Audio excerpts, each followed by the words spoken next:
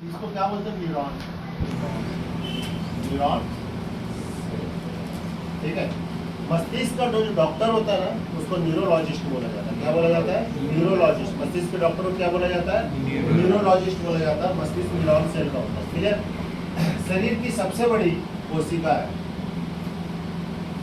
शरीर की सबसे बड़ी कोशिका है न्यूरॉन सेल। जो होता है शरीर की सबसे बड़ी कोशिका में गिनती होता है, क्लियर, ठीक है। इसका वजन कितना होता है? इसका वजन होता है 1300 ग्राम से 1400 ग्राम के करीब होता है। किसी किसी बुक में ना 1250 ग्राम, 1250 ग्राम से 1400 ग्राम दिया होगा, किसी किसी बुक में अलग अलग दिया होगा, मगर कितना होता है? 1300 ग्राम से 1400 ग्राम के बीच में इसका वजन होता है, ठीक है। गर्ल्स लोग में जो इसका वजन होता है ना, वो कम होता है, ठीक है, 1300 करीब रहता है। बॉयज लोग में मोटी खोपड़ी के रहते हैं, 1400 ग्राम का रहता है। मगर जितना कम उतना ज़्यादा दिमाग, जितना मोटी खोपड़ी उतना ज़्यादा बैग। समझ में आ रहा है?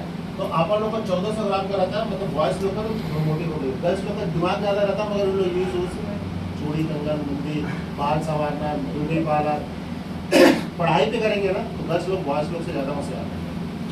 पढ़ाई तो नहीं करते ना, फालतू चीज़ पे ज़्यादा करते हैं। मेरा नखून पॉलिश नीला कलर का है, तेरा पीला कलर का है, उसी में ज़्यादा लगेगा। यहाँ तक आए समझ में? क्रेनियम नाम की हड्डी से, ठीक है, कवर रहता है, कवर। क्रेनियम नाम की हड्डी, क्रेनियम नाम की जो हड्डी होती है ना, वो जैसे 8 हड्डियों का बोन्स होता है, 8 हड्डी होती है ना, जो इस टाइप से ऐसे पूरा कवर रहता है।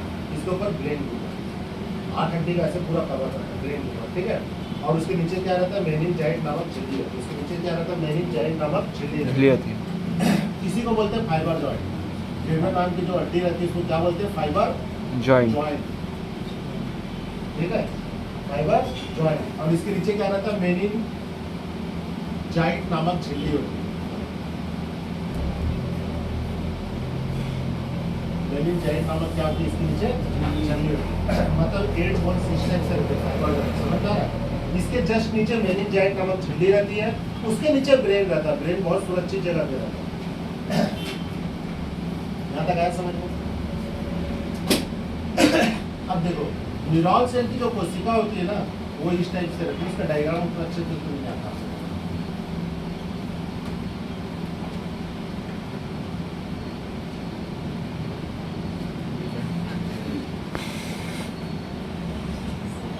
इस टाइप की कोशिका है, ठीक है। इसके बीच में जो कनेक्ट रहता है ना, बीच में जो ये दो सेलों को आपस में जोड़ रहा है, किसका रहता है? सोडियम का। किसका बना होता है? सोडियम का। किसका रहता है? ये सोडियम का, न्यूरॉन सेल। इसीलिए क्या होता है ना, जब बहुत ज्यादा पसीना निकल जाता है, या पर रेगिस्तान में चले गए, बहुत ज्यादा पसीना निकल गया, तो डिहाइड्रेशन बोलते हैं ना, डिहाइड्रेशन होना, चक्कर आना, गिर जाना, ये सोडियम की कमी हो जाती है। पसीने से सोडियम निकल जाता है, पसीने से तो नमक निकलेगा तो सोडियम निकलना ही कंफर्म है। तो बस क्या किसकी कमी हो जाती है? सोडियम की। अब ये एक दूसरे को कनेक्ट कर रखा था, कनेक्टिविटी क्या हो जाएगी? थोड़ी सी कम हो जाएगी। तो जब सेरेब्रम पहला भाग में, दूसरे भाग में थैलेमस, तीसरे में आता है हाइपोथैलेमस। मतलब ये पहला भाग में 3 पार्ट्स है, एक सेरेब्रम, उसके बाद थैलेमस, उसके बाद हाइपोथैलेमस। पहला भाग में, क्लियर, 3 पार्ट्स होते हैं। अब सेरेब्रम जो रहता है ना, वो 66% याददाश्त रहता है। पहले वाले सेरेब्रम में 66% क्या रहता है? याददाश्त रहता है। मतलब मेरे पापा है, मेरी मम्मी है, मेरा घर है, मेरा नाक है, मेरा मुंह है, मेरा कपड़ा है, मेरा जूता है, मेरा चप्पल है, ये सब याद किस में रहता है? सेरेब्रम। 66% पूरा याद, मेरा दोस्त है ना, मेरी बुआ है, मेरे मामा है, किसमें याद रहता है? सेरेब्रम में। 66% उसमें क्या रहता है? याददाश्त रहता है, क्लियर। सेरेब्रम में सारा चीज यही रहता है। सबसे ज्यादा यूज और सबसे ज्यादा कारगर और सबसे ज्यादा काम करता है ब्रेन में कौन? सेरेब्रम। क्योंकि सारा चीज सेरेब्रम में रहता है। जो अपन पढ़ाई करते हैं वो भी किसमें रहता है?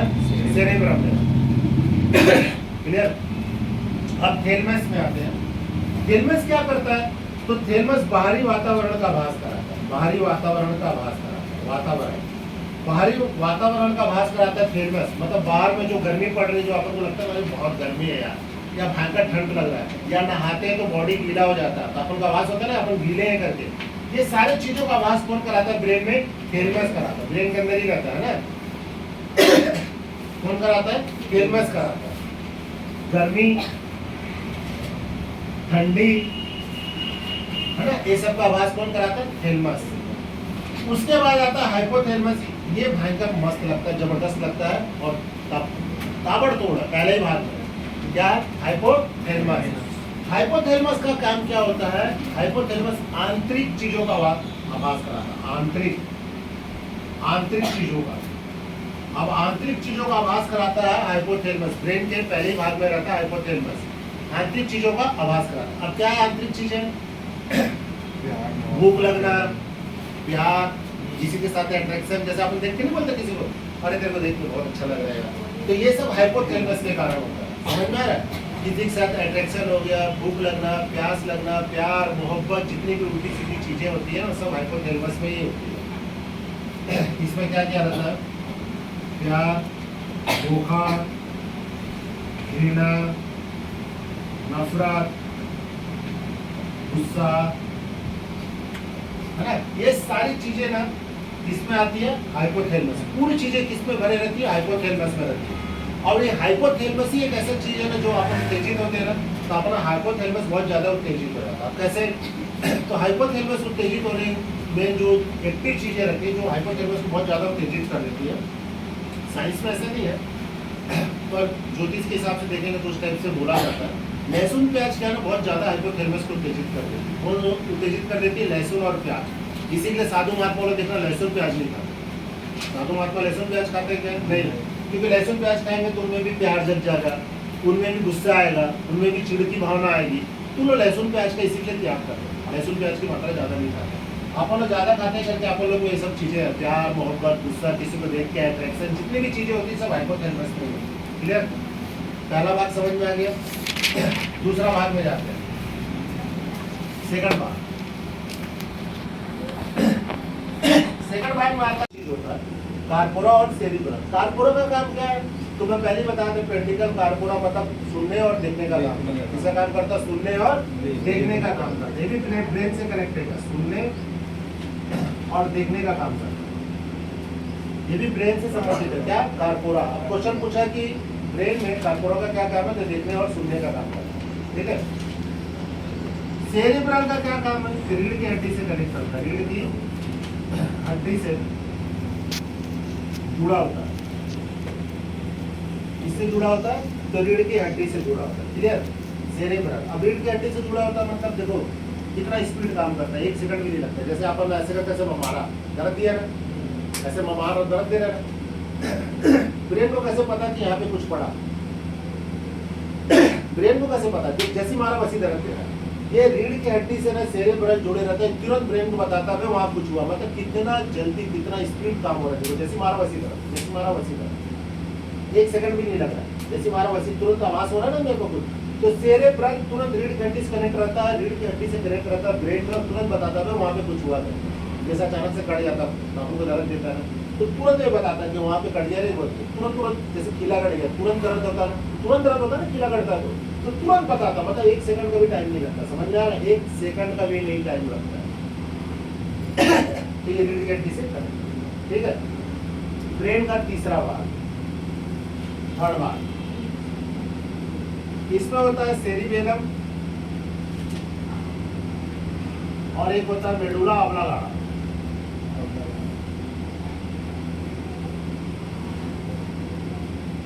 सेरिबेलम और मेडुला ऑब्लांगाटा। सेरिबेलम का काम क्या होता है? बैलेंस बनाना। सेरिबेलम का काम क्या होता है? बैलेंस बनाना।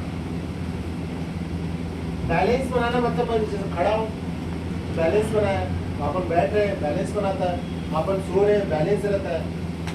सेरिब्रम का काम होता है बैलेंस बनाना। तो जब आदमी दारू पीता है ना, दारू पीता है, होली में थोड़ा पिए भी हो यार आदमी, तो आदमी जब दारू पीता है ना तो उसका ना बैलेंस नहीं बनता, मतलब सेरिबेलम उसका ठीक से काम नहीं करता, इसीलिए आदमी लड़खड़ाते हुए चलता है। दारू पीता है तो सेरिबेलम उसका ठीक से काम नहीं करता तो आदमी कैसे चलता है? लड़खड़ाते हुए चलता है। सेरिबेलम का काम होता है बैलेंस बनाना, क्लियर। अब आदमी जब नशा कर लेता है तो देखो थोड़ा सा लहराते हुए चलता है, तो सेरिबेलम उस समय ठीक से काम नहीं करता, क्लियर। मेडुला ऑब्लांगाटा इसका क्या काम होता है कि ये पाचन में और सांस से संबंधित है। पाचन और किससे संबंधित है? सांस। जो भी अपन खाना वाना खाते हैं, पेट के अंदर जैसे ही खाना जाता है तो ब्रेन का मेडुला ऑब्लांगाटा उसको पचाने की कोशिश करता है, पचे भाई, ये एंजाइम निकलो, हार्मोन निकले, जो भी निकल के उसमें क्रिया कर रहे हो, तो ब्रेन का ऑब्लांगाटा उसको पचाने की कोशिश करता है कि किसको कितनी मात्रा में निकलना है। समझ में आ रहा है?